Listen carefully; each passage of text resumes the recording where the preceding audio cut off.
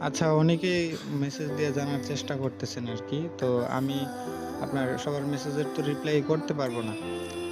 আর আমিও একটু দৌড়াদৌড়িতে আছি। এখন তার লাশ মূলত ওই পোস্টমর্টম এর জন্য দিয়ে দিছে আরকি মালয়েশিয়াতে।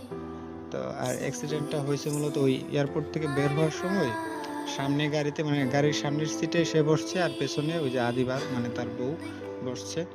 তো তাই সে আবার সিট বেল্ট লাগায় নাই। যার ফলে ওই আপনার ওই ২ টা গাড়ি মুখোমুখি ধাক্কা লাগছে এবং সে মুজাহিদ ওই যে মাথা আপনার গাড়ির গ্লাসে লাগছে। লাগার পরে হয়তোবা বেশি ব্যথা পাইছে যার ফলে মাথার মধ্যে ব্লিডিং হয়ে আপনার মারা গেছে। এখন আমি এ পর্যন্ত কোনো ছবি-টবিও পাইছি না। তবে আমি আমাদের এই এলাকার মানুষ পাশাপাশি যত সোর্স আছে সবকিছু কনফার্ম করছে। এখন আমরা চেষ্টা করতেছি তার লাশটা নিয়ে আসার জন্য। তো